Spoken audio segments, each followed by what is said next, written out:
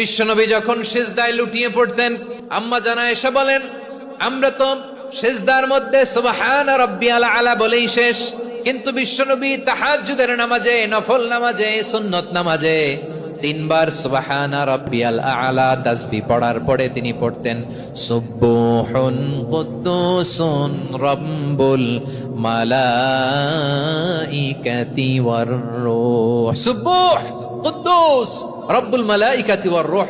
সিজদায় লুটিয়ে পড়ে বিশ্বনবী এই দোয়াটা পড়তেন নফল নামাজে, সুন্নাত নামাজে কিংবা তাহাজ্জুদের নামাজে। সুবহান রাব্বিয়াল আলার পরে কি পড়তেন? সুবহুন। আওয়াজ করে বলেন, সুবহুন কুদ্দুসুন রব্বুল মালাইকাতি ওয়ার রূহ।